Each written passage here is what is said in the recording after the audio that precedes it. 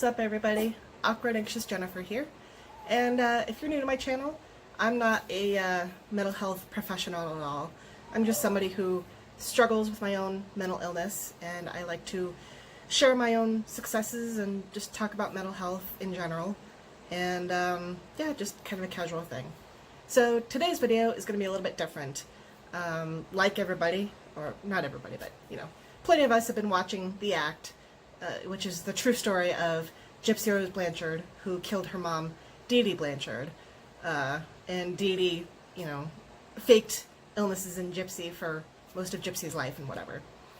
So I first heard about, at the time it was called Munchausen by Proxy, many years ago. Probably a college psychology class, you know, 17, 18 years ago. And I thought it was absolutely fascinating at the time. And then, I don't know, probably 10 years ago, I saw it on some TV show. Now, I don't remember if it was a real-life TV show or a fictional show, but I've always been fascinated by it. Just the idea of getting attention by faking your child's illness or even causing them to be sick. So now Munchausen by Proxy is called Factitious Disorder Imposed on Others. So new name, same thing. And so just in case anybody else was wondering about why Gypsy Rose's mom was the way she was, what was going on in her head, you know, what kind of a psychological problem that is, I just pulled up some facts just in case anybody was curious. So let's see. The adult perpetrator, when we're talking about factitious disorder imposed on others, is the one with the diagnosis and directly produces or lies about illness in another person under his or her care, usually a child under 6 years of age. It's usually child abuse, but there can also be adult victims, especially in the disabled or elderly. People with FDIA have an inner need for the other person to be seen as ill or injured. Here's the key thing. It is not done to achieve a concrete benefit such as financial gain. Although clearly, if the act is accurate at all, Gypsy Rose and Dee Dee did benefit financially from faking Dee Dee's illnesses. Sorry, Gypsy Rose's illnesses. But that wasn't Dee Dee's primary intent. People with FDIA are even willing to have the child or patient undergo painful or risky tests and operations in order to get the sympathy and special attention given to people who are truly ill and their families. Factitious disorders are considered mental illnesses because they are associated with severe emotional difficulties. So that's why, you know, Gypsy Rose's mom was seeking attention. She needed to be, you know, the best mother, the sympathetic mother, you know. Oh, you know, you have such a tough life trying to care for Gypsy, whatever. These people use the many hospitalizations as a way to earn praise from others for their devotion to their child's care, often using the sick child as a means for developing a relationship with the doctor or other healthcare provider. Blah, blah, blah, blah, blah. They might exaggerate the child's symptoms in several ways. They may lie about symptoms, alter diagnostic tests, like contaminating a urine sample, falsify medical records, or induce symptoms through various means, such as poisoning, suffocating, starving, and causing infection. The presenting problem may also be psychiatric or behavioral. So, how do people come to have factitious disorder and the one factitious disorder imposed on others?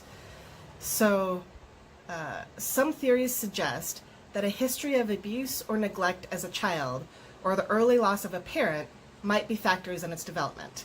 Some evidence suggests that major stress, like marital problems, can trigger an FDI episode. So, we only saw a little bit of Gypsy Rose, Dee Dee's relationship with her mom, and that seemed like an awfully messed up relationship, especially when Dee Dee's mom was like, I knew I would be a better parent to Gypsy Rose than you would. So, I'm guessing that Dee Dee was pretty... hold on, they're doing the yard stuff. Anyway, since Dee Dee didn't feel loved by her own mother, she needed to feel loved by her child, I believe.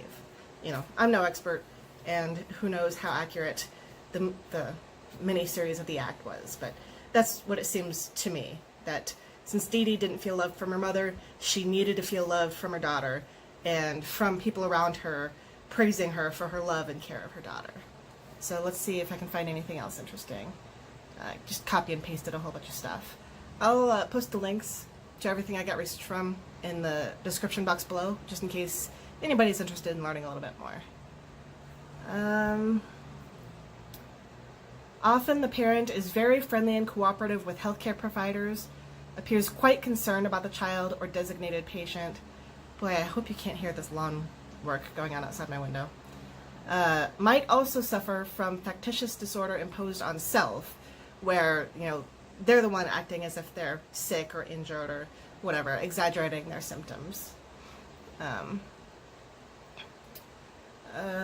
Warning signs can be a child with a history of many hospitalizations, often with a strange set of symptoms, worsening of the child's symptoms, reported by the mother, or whoever the perpetrator is. It's usually women, and it's usually mothers.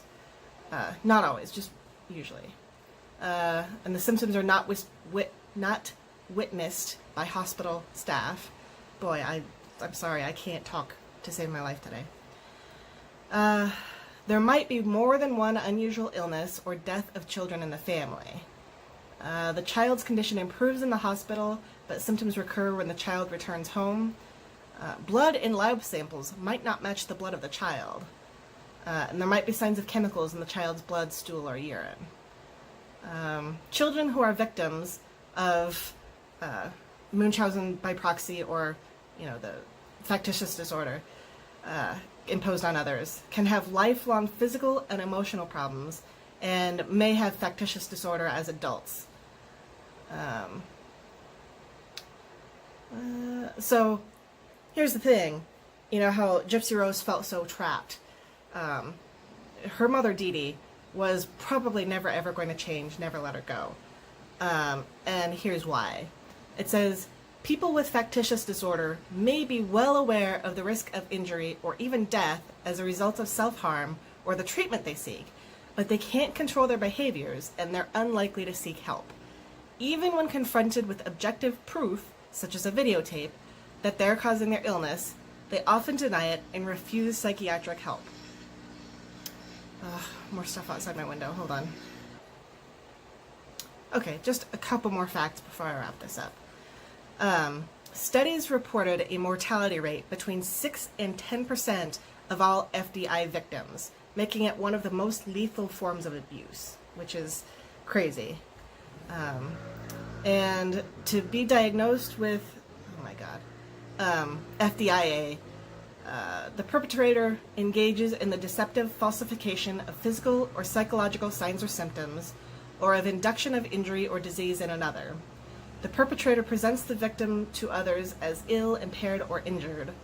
The deceptive behavior is present also in the absence of external incentives, and the behavior is not better accounted for by another mental disorder, like a psychotic or delusional disorder. So that's just a little bit of information about factitious disorder imposed on others, or Munchausen by proxy, whichever name you know it by. So, I don't know, I hope you learned something. If this type of video interests you, where you want to learn more about mental health issues that I don't personally have experience with, but I can research and tell you about, then let me know in the comments below. If this video was really boring, you probably already stopped watching, but you can tell me that too. And I guess I'm going to wrap that up for today. Have a great day, be kind to others, hang in there, and I'll talk to you later. Bye.